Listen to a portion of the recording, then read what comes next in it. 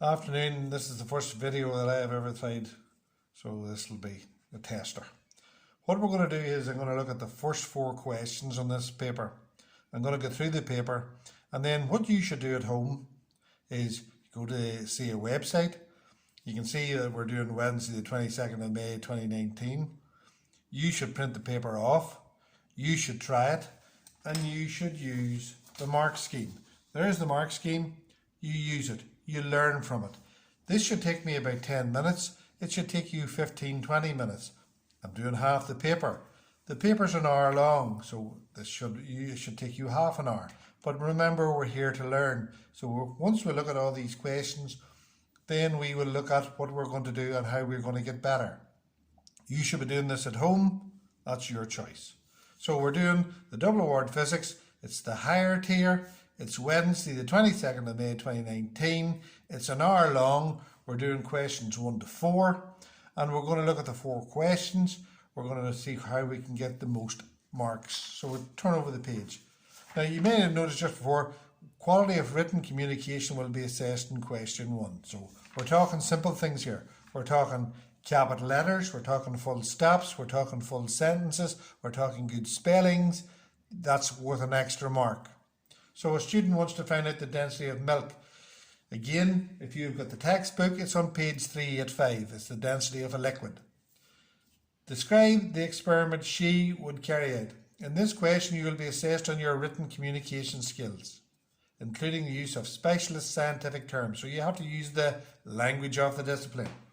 Your account should include 2 measuring instruments the student would use. So, let's go for this. You'd use a top pan balance and you'd use a measuring cylinder. So we'll just write down capital letter.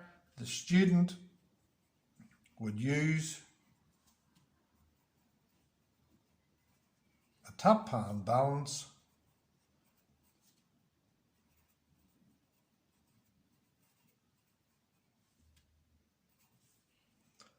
to record the mass, full stop. She would also use a measuring cylinder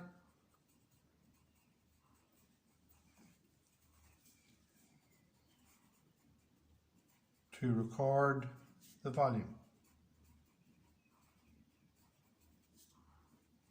Now, let's have a look. So we're looking, there's 6 marks down here to get. So we're more or less going to go 2, 4, well probably 1, 2, 3, 4 and 1 for the reading. Capital letter, full stop. I'm writing in pencil, but you should be writing in black pen. She would also use a measuring cylinder. Capital letter, full stop. The spellings are correct. I'm working for this 1 mark for communication skills. 2 readings which she must be taken to allow the mass of the milk to be found. So she needs to record the mass of the cylinder, and then she needs to record the mass of the cylinder and the milk. So she must record the mass of the cylinder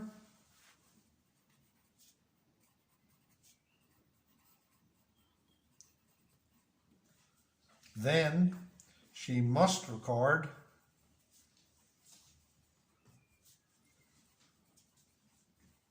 the mass of the cylinder and the milk.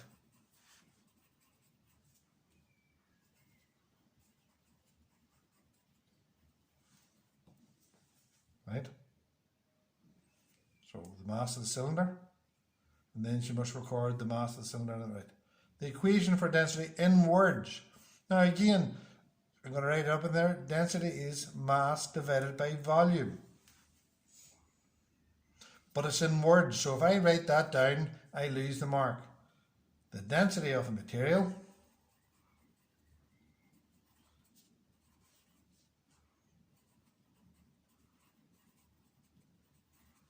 is the mass of the material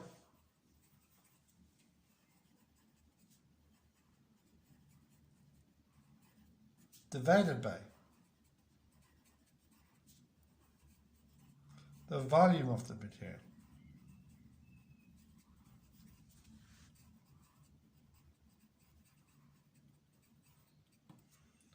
The mass is measured in grams.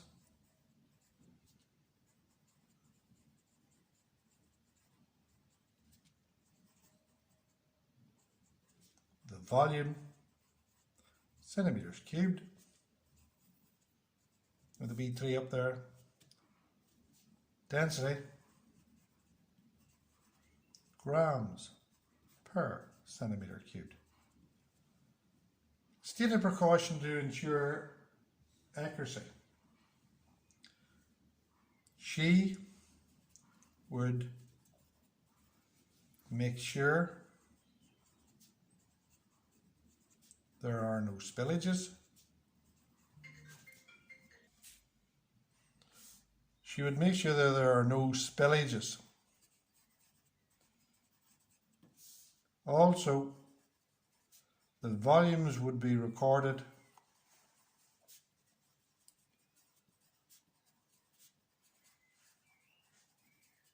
from the bottom of the meniscus.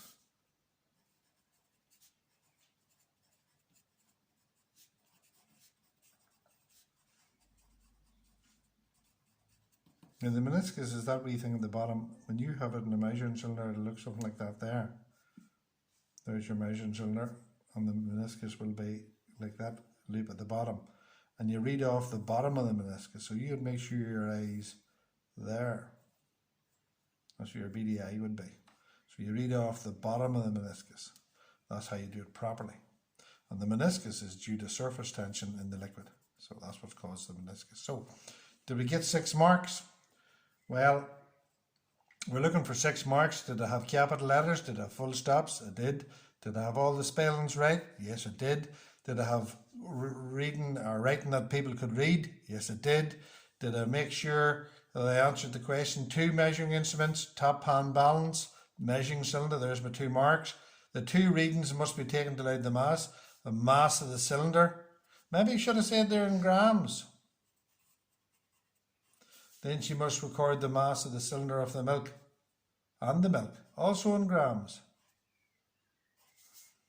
The word equation, words. Now if I wrote down density equals mass over volume, I probably don't get the mark. The answer's right, but the method's not right. So the density of the material is the mass of the material divided by the volume of the material. The mass is measured in grams, the volume in centimeters cubed, the density in grams per centimeter cubed. And then we talked about the accuracy. Don't spill it, and read from the bottom of the meniscus. So there's the first question, and we're looking 6 marks. When you have this done, maybe you should start reading the page, then do the question, then check the mark scheme. Write down what you learn from what you're doing. Now we're going to look at the second question. So the second question is, the page number in the book is 398. It's about work. Work's measured in joules. Work's energy. So we're going to look at this question, and we're going to look for the sort of the tricks in this question, because there's always usually a trick in the measurement of the distance. A crane lifts a crate of weight 4,000 newtons. Now remember, that's a force. It's in newtons. It's not a mass in kilos. To a new position above the ground. So they lift this box from here up to there. The height of the box is 2.5. The height to the top up here is 8. So the bottom of the box has been carried up. Now make sure you have got a calculator handy. Don't put 8, take away 2.5. So that from there to there is 5.5 meters. Now notice that I did the calculation on the calculator. Why? So I wouldn't get it wrong. Fair enough. So calculate the work done. Now I'm looking for 4 marks here. So probably the first mark will be for the equation. So work done is equal to force by distance. So there's my first mark. Now again, this is nitpicking. Put it in a box. We're looking for every mark. So what is the force? There's the force, 4,000. And here's the trick. What is the distance? It's 5.5 meters.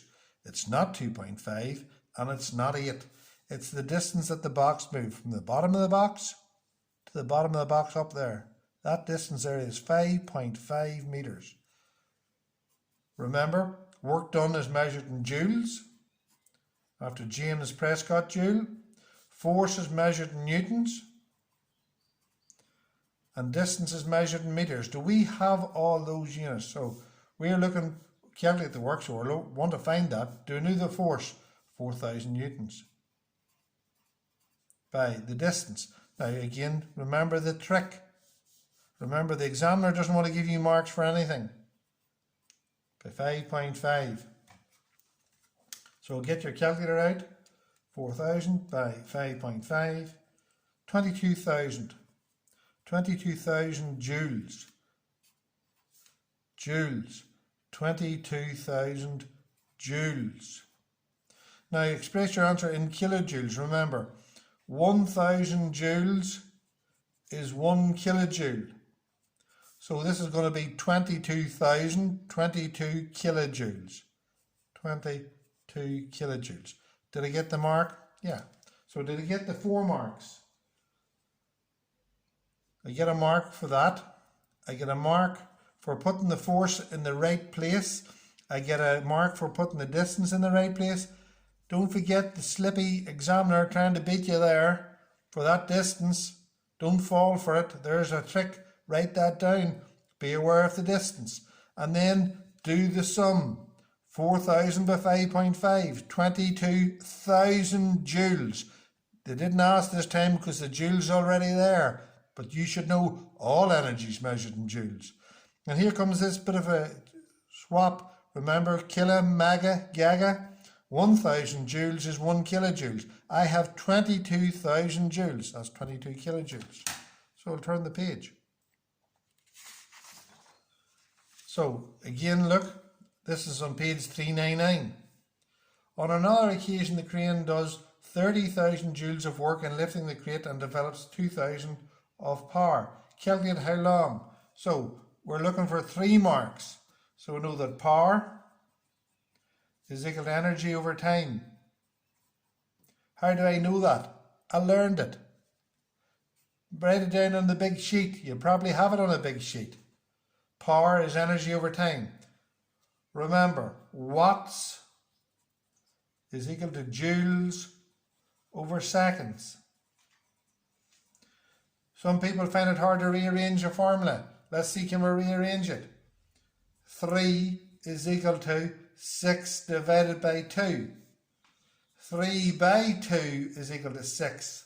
Match them up. The 3 is the power, the 6 is the energy, the 2 is the time. So 2 is equal to 6 divided by 3. Look at the way I made this simple. So time is equal to energy over power. I've just rearranged the formula by using this simple thing. So what's the energy? 30,000. Write it down. Over the power, 2,000. So 30,000, take the calculator. Don't guess it. 30,000 divided by 2,000. 15 seconds. Because remember, watts is power, joules is energy, seconds is time. Lucky enough they're not asking, so it's 15 seconds. So therefore we've got the 3 marks. We've shown all our working out. Doesn't matter about this is your working out to help you get the question. Now we're on to the next one. Again, this is a nuclear question. It's on page 408. You should know these pages if you have been doing the work that I have given you all over this period of time. All's done for you. Remember, inside we have protons and neutrons, the nucleons, and on the shells we have electrons. Write the names of the different particles in the correct places. So, they're electrons. The electrons are on the shells. That could be a proton. And if it's a proton, then that's a neutron. Now again, the spelling's important. Write the names of the different particles. So there's 3. Remember we did PEN. Proton, electron, neutron. Think of your own pen. Explain why this atom is neutral. If there's the same number of protons, positive, as electrons, negative, it's neutral. Explain why this atom is neutral. Ah, I've made a mistake. Look. And there's nothing wrong with making a mistake. It's got 3 electrons. So therefore, these 3 dark shades are protons. So let's fix that. Protons. Neutrons. Right? Explain why this atom is neutral. It has the same number of protons as electrons.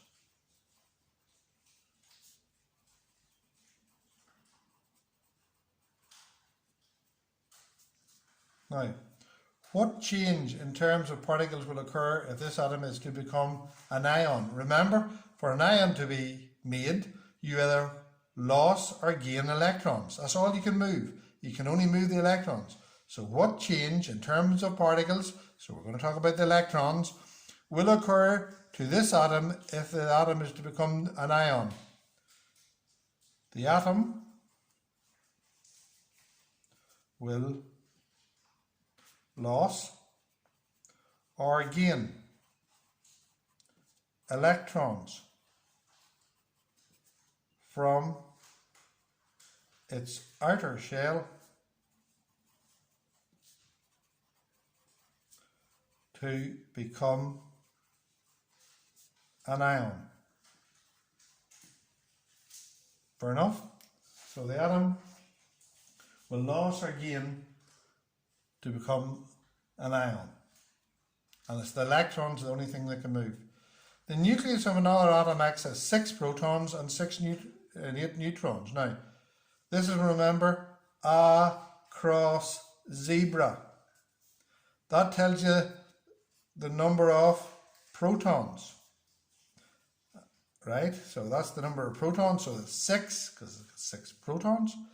And this is, be careful, number of nucleons. And nucleons are anything found inside the proton. 8 neutrons and 6 protons. 14. Right? Insert the correct numbers in the 2 boxes. Now they're looking 2 marks. 1 mark, 2 marks. So in other words, the atomic number is the number of protons. The atomic mass is the number of nucleons. Let's do part C. In terms of particles, describe what isotopes are. So we're looking 2 marks here. An isotope is an element which has the same number of protons but different numbers of neutrons.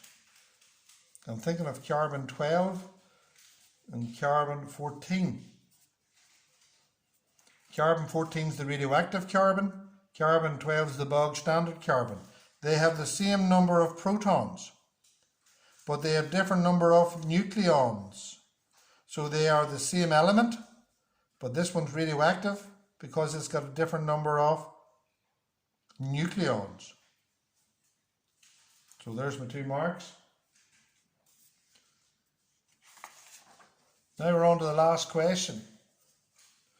An isotope has a certain metal has a half-life of 46 days. So in 46 days, half the radioactive nuclei have changed. Remember, they do not disappear.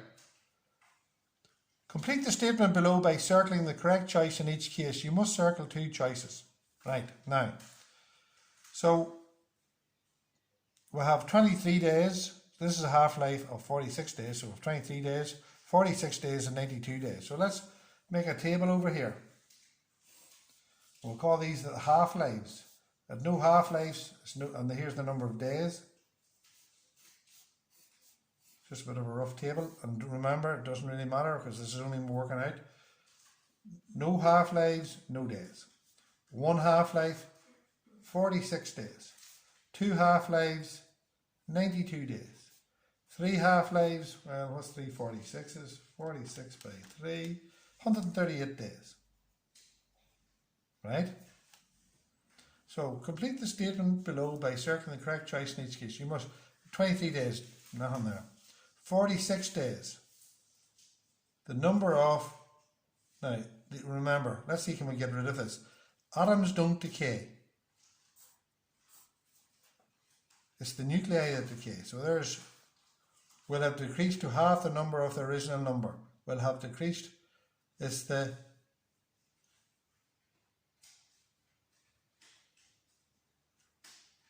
undecayed nuclei, because there's your half-life, one half-life.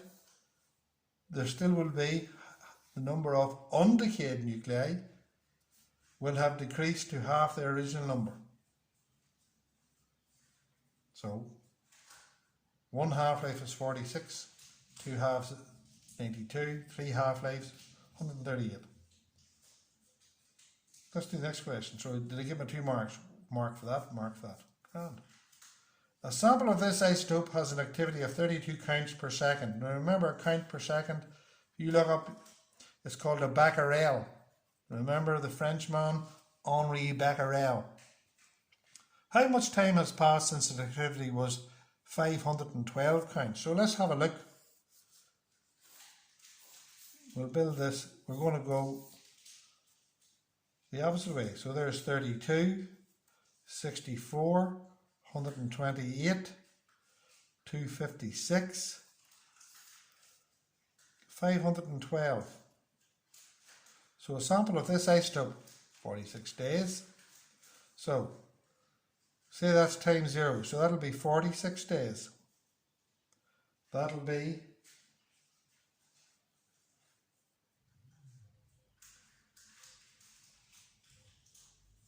46 plus 46, that'll be 92 days, plus 46, that'll be 138 days, plus 46, 184 days. What I've done is, I went back in the half-lives. You see the way this one went down? This time I'm going back in time. That's where it is. And I want to know, when was it 512? So, keeps halving. Remember, the half-life is 46 days. So you're sure you're working out. It's 184 days. Now, again, look there, I have put your answers up here. You will find the answers in there. Work beats brains when brains won't work. We can get energy from nuclear reactions. In each case below, give the name of the nuclear process to which the statement refers. Now, there's only 2 that we know. There's fusion, and that's your hydrogen, plus hydrogen goes to helium, and it's in the sun. And then there's fission, and that's when your uranium splits to give you something like thorium and zirconium, something like that, plus energy. Fission and fusion, and this takes place in the sun at roughly 10 to the power of 13 Kelvin, and this takes place in a nuclear reactor, controlled nuclear reactor.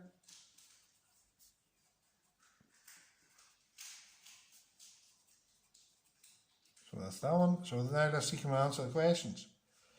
In each case below, give the names of the nuclear process which the statement refers. This reaction occurs when light nuclei, there's your 2 light nuclei, are combined. So that's fusion. Again, if you don't know the spelling of it, learn it. The reaction is currently used in reactor 2 supply. That's what we have today. Someday, in about 50 years' time, when you're about to retire, this may work. Today, it's the fission that works. Those are the nuclear reactors that we have. This reaction uses fuel that can be found in seawater. Well, these are actually isotopes of the deuterium and tritium, and that will be fusion. and there's your 3 marks. That's how you're supposed to do these papers. So what I want you to do now, you go to the internet, you go onto the CEA website, you look for the paper. Let's have a wee look at it again. There's it there. You're looking for Wednesday, the 22nd of May 2019. Print off the first 4 questions. Print off the mark scheme. Do the first 4 questions. If you're finding trouble, note down the pages. Have a quick scan of the pages. Do the question. Mark it and see how you can improve. Work beats brains when brains don't work. See you shortly. Bye.